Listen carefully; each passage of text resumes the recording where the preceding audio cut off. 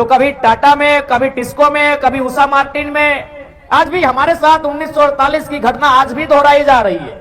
बस फर्क इतना है कि उस समय सीधा गोली मारा गया था, आज डंडा मारा जा रहा है, आज झूठे मुकदमों में फंसाया जा रहा है, आज हमें जेल की काली कोठरियों में भरा जा रहा है। बस इतना सा बदलाव हुआ है। आज भी स्थिति वही है। उस समय गोलीकांड में शामिल थी उड़ीसा की मिलिट्री फोर्स यानी उड़ीसा की सरकार, और आज की गोलीकांड में शामिल है ये उद्योग घराने, आज ये कंपनी शामिल है आज की गोलीकांड में। हम तो कोल्हान आए हुए थे श्रद्धांजलि देने के लिए, लेकिन कल शाम से लेकर अभी तक लगभग हमें 1 दर्जन आवेदन मिला है, 1 दर्जन शिकायत हमें मिला है। उन शिकायतों में क्या लिखा है कि नवा मुंडी में किसी ने हमारी जमीन पर पाइपलाइन बिछा दिया है, किसी ने हमारी जमीन पर कारखाना बढ़ा दिया है, लेकिन हमें आज तक मुआवजा नहीं मिला है। खरसवां का गोलीकांड वही था, जमीन बचाने की लड़ाई थी। आखिर खरसवां का गोलीकांड क्या था? खरसवां का गोलीकांड था जमीन बचाने की ही लड़ाई थी कि वे लोग खरसवां का हिस्सा उड़ीसा में मिलने नहीं देना चाहते थे। क्या था खरसवां का गोलीकांड? जमीन बचाने की ही लड़ाई थी, भाषा संरक्षण की ही लड़ाई थी, स्वाभिमान अस्मिता की ही लड़ाई थी। यही थी ना? क्या था भाई खरसवां गोलीकांड? यही था कि हम अपनी जमीन को उड़ीसा में नहीं मिलाएंगे। लेकिन आज हमारी जमीन टिस्को में मिल गई, कहीं टाटा में मिल गई, कहीं उषा मार्टिन में मिल गई, लेकिन आज हमें कुछ नहीं मिला। आज बहुत सारे मीडिया वाले भी बैठे हैं, हमसे कहते हैं कि आप उद्योग के विरोधी है क्या? नहीं, हम उद्योग के विरोधी नहीं है, हम कंपनी फैक्ट्री के विरोधी नहीं है। हम बस ये चाहते हैं कि जिनकी जमीनों में फैक्ट्री है, जिनकी जमीनों में कंपनियां हैं, उन रैयतों को 3rd और 4th ग्रेड की नौकरी आजीवन मिलना चाहिए जब तक कंपनी और फैक्ट्री रहेगी। कोई उद्योग के विरोधी नहीं है भाई। ये कुर्ता उद्योग से बनता है, ये जींस उद्योग से बनता है, ये मोबाइल उद्योग से बनता है, ये माइक उद्योग से बनता है, ये रुमाल उद्योग से बनता है। उद्योग का विरोधी कोई नहीं है, बस हम कुछ सुधार चाहते हैं, हम कुछ परिवर्तन चाहते हैं, और वो परिवर्तन मामूली है। आज टाटा की बात करिए, आज टाटा का संपत्ति 20 लाख करोड़ रुपया है। आज टाटा का पूरी दुनिया में नाम है, अच्छी बात है। लेकिन मेरा एक सवाल है कि जिन लोगों को टाटा ने जमीन देकर बसाया था, क्या आज उनके पास 2 करोड़ की प्रॉपर्टी है? तो मेरा तो बस एक रिटर्न सवाल है हमारा। जी हां, आज टाटा की संपत्ति 20 लाख करोड़ की है, लेकिन जिन लोगों ने टाटा को जमीन दिया, क्या वे लोग 2 करोड़ के भी काबिल हो पाए इन 100 सालों में? बस यही तो मेरा सवाल है। हम उद्योग के विरोधी कब से हो गए? हम कंपनियों के विरोधी कब से हो गए? बस हम आपके तरीके के विरोधी हैं, और अगर यही तरीका आपका रहेगा तो कल भी हम आपके विरोधी रहेंगे। आज बहुत सारे लोग कहते हैं कि जयराम महतो जिन बातों को उठाते हैं वो बातें पूरी नहीं हो सकती है। जयराम महतो जमीन वापसी की बात उठाते हैं, जयराम महतो रैयतों को पीढ़ी दर नौकरी करने की बात करते हैं। अरे कम से कम हम उठाते हैं तो मेरे बाद अगला पीढ़ी को स्मरण तो रहेगा कि हाँ क्या बोल के गए हैं। आज अगर 1907 में जमीन देने वाले बोल के जाते कि यहां से यहां जमीन हमारी है, तो आज 2024 में मालूम होता कि वो जमीन हमारी है। आपने बोला नहीं, इसलिए आज भूल गए हैं। आज जयराम महतो कम से कम बोल रहा है तो इसके बाद वाली पीढ़ी को भी जानकारी में रहेगा कि जयराम महतो क्या बोल के गए हैं। लड़ाई चलती रहेगी।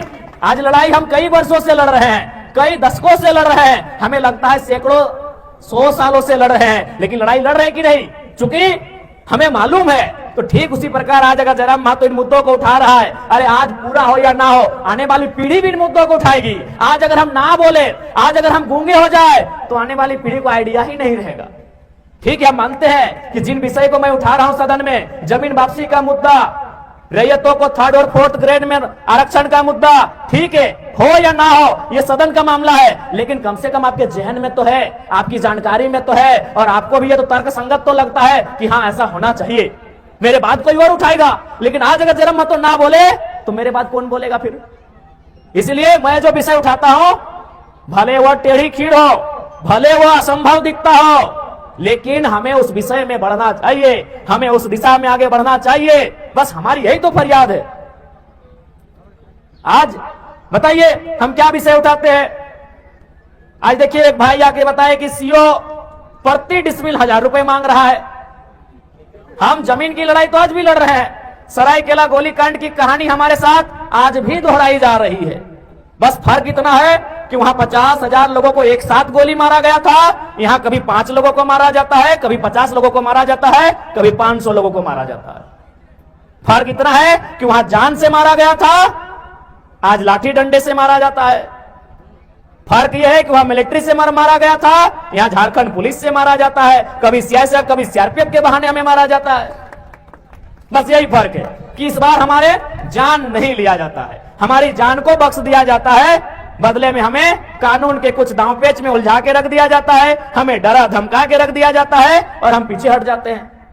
इसलिए आज हमें लगता है झारखंड की जनमानस को एक पुनः उलगुलान की आवश्यकता है। आज देखिए अभी स्टूडेंट वो 15 सालों से 10 सालों से किसी एग्जाम की तैयारी करते हैं, जब उनको लगता है कि नहीं हमारे साथ धोखा हुआ है, वो कभी सड़क जाम कर देते हैं, कभी आगजनी जैसी घटनाओं को अंजाम देने से पीछे नहीं हटते हैं, तो बहुत सारे और घटनाओं को अंजाम दे देते हैं, जबकि वो नौकरी की तैयारी 10 साल से करते हैं ना।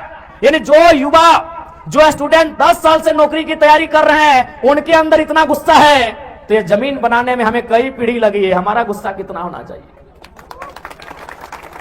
अरे भाई, जबकि वो नौकरी उनकी गारंटी नहीं है।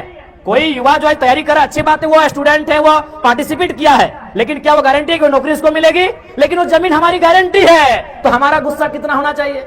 एक 10 साल की नौकरी की तैयारी करने वाला युवा गुस्से में इतना आग बबूला होता है कि सड़क को रोंद के रख देता है, रेल और बसों को रोंद के रख देता है। तो सोचिए, जो कंपनियां हमारी जमीन मनमाने ढंग से ले रही है, जिस जमीन को बनाने में कई पीढ़ी लगा है, एक पीढ़ी में जमीन नहीं बना होगा, और कई पीढ़ी तो लगा ही लगा है, साथ में कई 100 सालों से जमीन हमारे पास है। अरे नहीं करने से भी कम से कम मुगल काल से तो जमीन हमारे पास है, अंग्रेज काल से पहले की जमीनें हैं, ये तो सभी जानते हैं। यानी 300 से कम किसी का जमीन नहीं है, 400-500 साल से कम का जमीन किसी का नहीं है। तो 10 साल में जो नौकरी की तैयारी करने वाला युवा गुस्सा हो सकता है, तो 500 साल की हमारी जमीन है, हमें कितना गुस्सा आना चाहिए, उन किसानों को कितना गुस्सा आना चाहिए, उन रैयतों को कितना गुस्सा आना चाहिए कि नहीं आना चाहिए। लेकिन बात यहां यह है ना कि सिस्टम ने इतना नोचा है कि किसान बोलता है छोड़ दो, एक दिन तो ऐसे मरेंगे, क्या है लड़ाई झगड़ा करने वाले हैं, छोड़ दो, जो होगा हमारी तकदीर में ही ऐसा है। कभी आप एक बात सोचे हैं कि भाई जयराम महतो के पीछे झारखंड के लोग दृष्टि क्यों गड़ाए हैं ना। वास्तव में एक किताब का हम एक उदाहरण आपको देते हैं, उस किताब का नाम है झारखंड के विस्थापितों का दर्द। उस किताब को लिखा है पुरुलिया के ज्योतिलाल महतो ने।